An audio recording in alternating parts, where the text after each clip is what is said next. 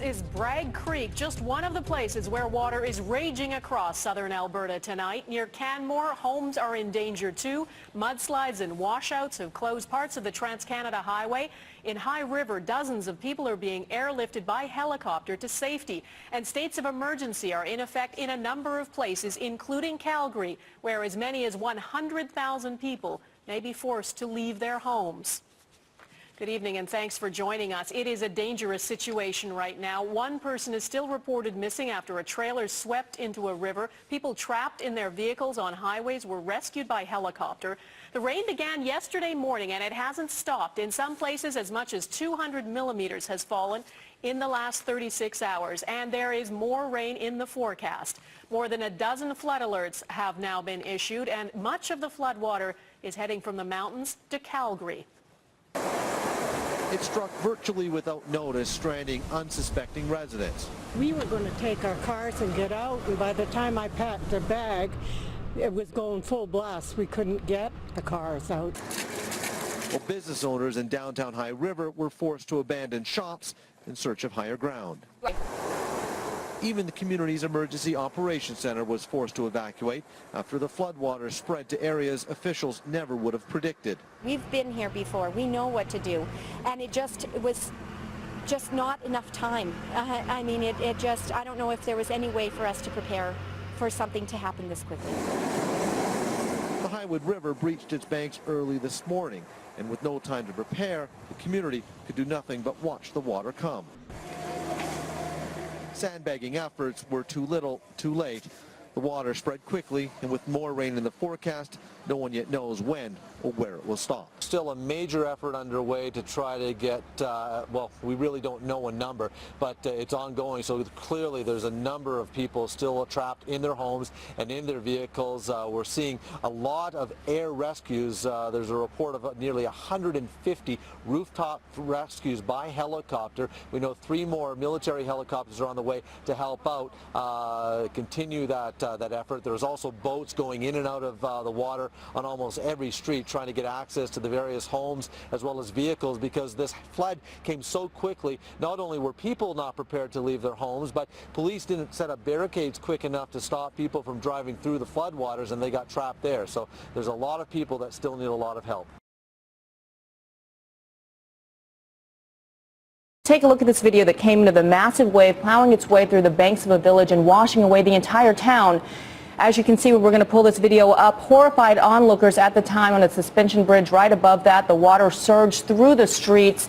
Just one scene of the massive swath of destruction along Japan's northeastern coast. And our David Muir is in Tokyo this morning with more on that devastation. Good morning, David.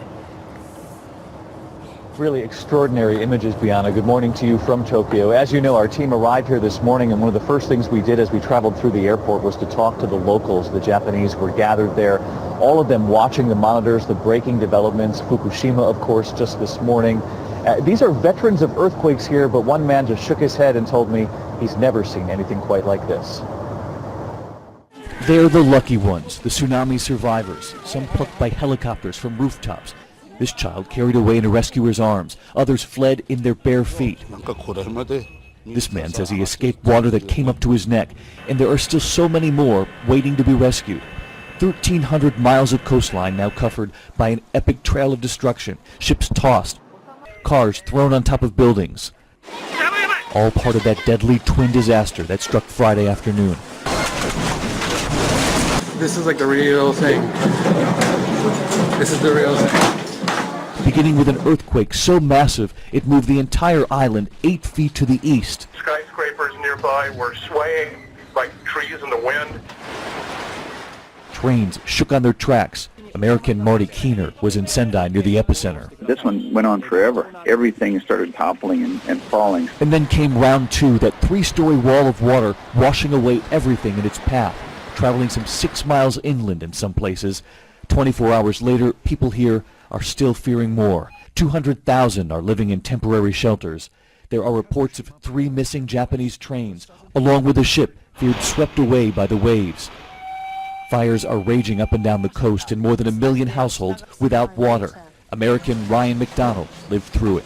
He took this video near Sendai as the quake struck. He's now running low on food. The only other things I have in the house are like this half thing of tomato sauce, which I'm going to make that work somehow. There have been so many aftershocks here, even Japanese television hosts now wear hard hats on the air. Meanwhile, on the ground and in the water, rescuers continue their race to find more survivors. A tropical cyclone projected to be possibly the strongest typhoon ever to make landfall has begun battering the central Philippines. The storm is bringing with it sustained winds of up to 230 kilometers an hour, intense rainfall and 5-meter high waves to coastal areas. Officials say more than 125,000 people have been moved to evacuation centers. Emily Thomas reports. As the storm tears into Leyte Island, floodwater rises, strewn with debris as homes are torn apart, piece by piece wrenched away by fierce winds. This is one of the most powerful typhoons ever recorded. It slammed into the Philippines early on Friday, hitting Samar Island and then Leyte, with winds of more than 200 kilometers per hour. With the winds came intense rain and huge waves, triggering severe flooding and mudslides. Trees have been torn from the ground and roofs snatched from houses, and as the storm rages, everyday life comes to a standstill. Communications and power supplies are disrupted, bus and ferry services suspended, flights cancelled and schools closed. Towns and villages in the typhoon's path were evacuated, and around 1 million people have taken refuge in storm shelters.